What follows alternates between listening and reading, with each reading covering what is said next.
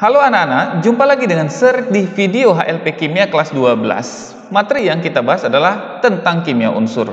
Golongan yang kita bahas adalah golongan 7A. Perhatikan baik-baik. Golongan 7A atau yang kita sering sebut sebagai halogen. Jadi, halogen itu dibentuk dari kata-kata Yunani, yaitu kata hals yang artinya garam atau laut, dan kata gen yang berasal dari kata gignomai yang berarti membentuk, sehingga berarti unsur yang membentuk garam. Golongan halogen itu terdiri dari unsur fluor, klor, brom, iodium, dan astatin. Sifatnya sangat reaktif.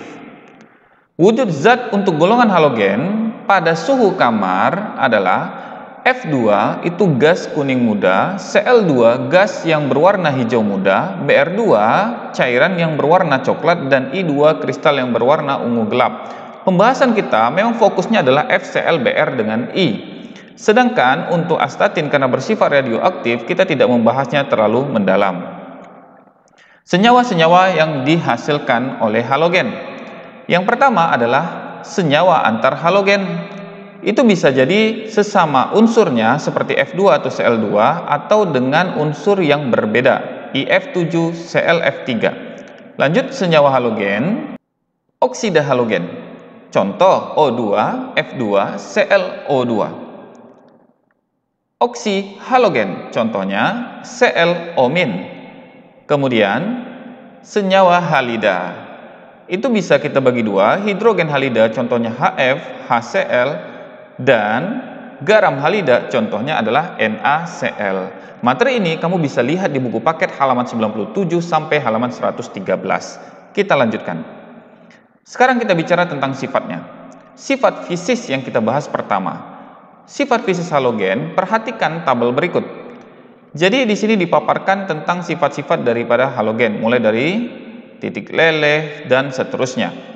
Kita bisa lihat di sini berdasarkan konfigurasi elektronnya. Kita bisa lihat di bagian elektron valensinya itu semua diakhiri dengan elektron valensi 7. Sehingga untuk mencapai kestabilan, halogen itu membutuhkan satu lagi elektron, maka dia bersifat sangat reaktif. Kita lanjutkan. Titik leleh dan titik didih itu dipengaruhi oleh gaya van der Waals atau dipol sesaat pada halogen.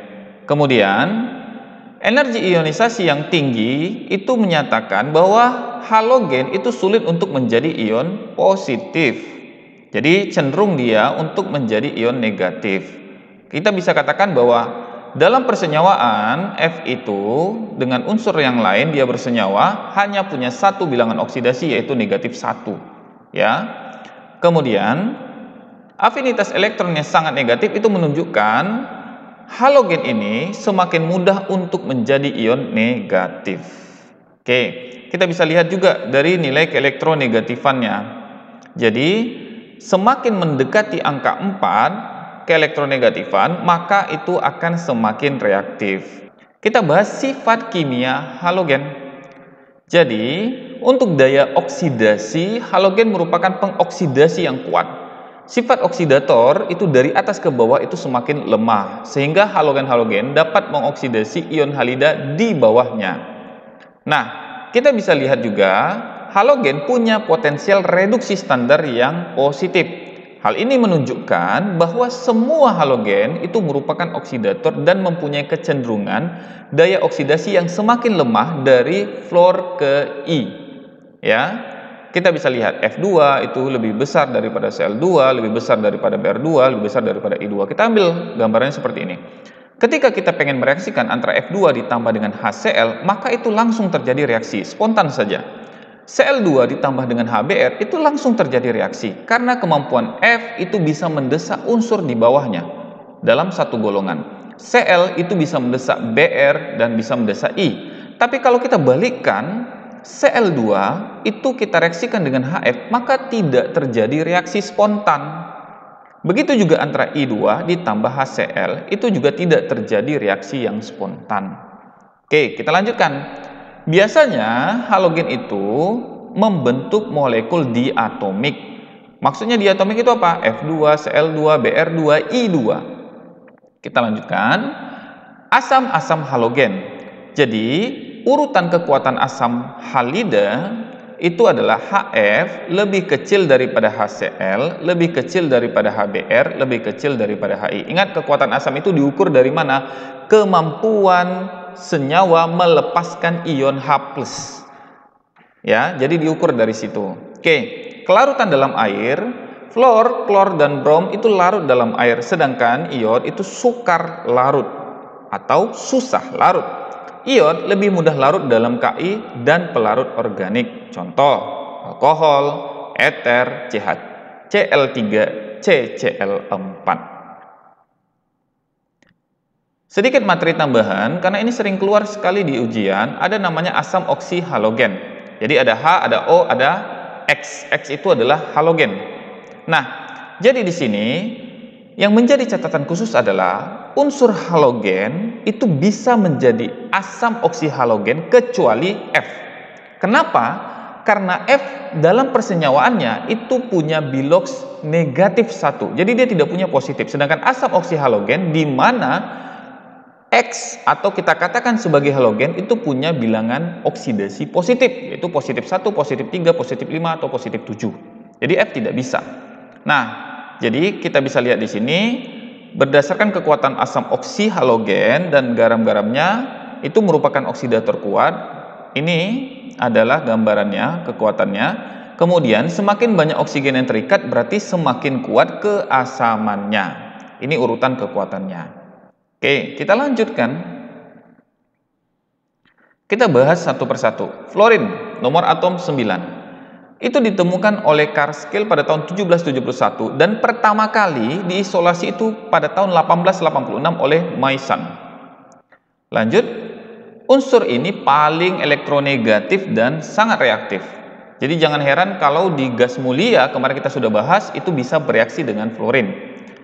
Lanjut, dalam wujud gas F2 itu berwarna kuning muda. Biasanya itu ditemukan untuk F ini dalam mineral fluorspar atau fluorid CaF2, yaitu adalah kristal transparan yang tidak berwarna tapi akan berwarna kebiruan jika terkena sinar.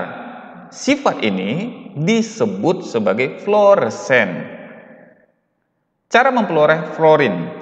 Pada umumnya biasanya golongan ini dibentuk atau diperoleh itu dari elektrolisis. Nah, jadi untuk fluorin itu bisa diambil dari elektrolisis lelehan campuran Kf dan Hf dengan perbandingan 2:3 pada suhu 70–100 derajat Celcius. Nah, ini adalah reaksinya. Jadi nanti kamu akan lihat di sini akan dihasilkan gas fluorin. Oke, kita lanjutkan. Manfaat fluorin banyak sekali. Saya hanya paparkan beberapa saja. Itu bisa digunakan sebagai campuran pasta gigi, ya. Jadi untuk mencegah kerusakan gigi. Pada teflon sebagai plastik tahan panas. Kemudian banyak lagi yang lain. Ada digunakan HF untuk membuat tulisan di atas kaca, NaF sebagai pengawet kayu dari serangga, dan freon. Ini sangat terkenal sekali. Kita lanjutkan. Unsur berikutnya, klorin dengan nomor atom 17. Jadi itu dinamai sesuai dengan namanya, yaitu kloros yang artinya kuning hijau.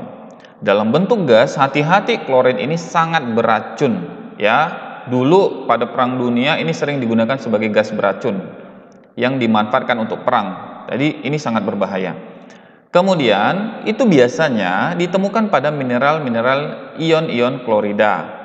Contoh NaCl, ya, pada garam NaCl, karnalit, klorargirit, AgCl yang biasanya itu biasa terdapat di air laut.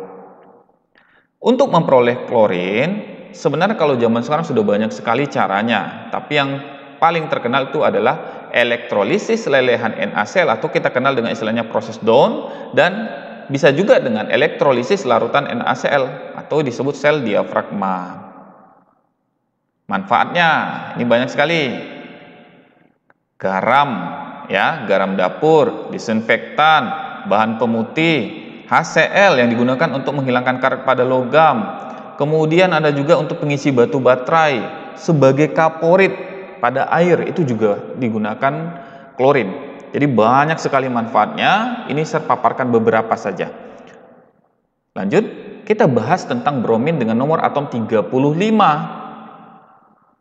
Brom itu berasal dari kata bromos yang artinya berbau busuk. Dalam kerak bumi, brom sebagai mineral brom argyrite atau AgBr. Biasanya brom itu berbentuk cairan berwarna coklat merah pada suhu kamar dan memiliki reaktivitas di antara klor dan iodium. Nah, perhatikan, dalam bentuk gas, bromin bersifat toksik. Dalam bentuk cairan, zat ini bersifat korosif. Jadi dia mampu menyebabkan iritasi pada mata dan tenggorokan. Jadi harus berhati-hati. Cara memperolehnya itu biasanya dengan oksidasi bromida dalam air laut dengan menggunakan klorin. Kamu bisa lihat di sini, dia menghasilkan Br2, ini adalah hasilnya. Kemudian bisa juga oksidasi bromida dengan MnO2 atau Cl2 dalam suasana asam. Nah, di sini kamu bisa lihat juga dalam reaksi itu dihasilkan gas brominnya. Kita lanjutkan. Manfaat bromin. Jadi, biasanya ini digunakan untuk menghasilkan suatu zat yang anti api. Bisa juga digunakan sebagai proses pensterilan air. Jadi dia sangat berguna. Ada lagi yang lain banyak. Jadi dulu kita kenal namanya adalah etilena dibromida atau kita kenal dengan istilah TEL. Jadi untuk mempertinggi efisiensi TEL sebagai anti knocking. Ya.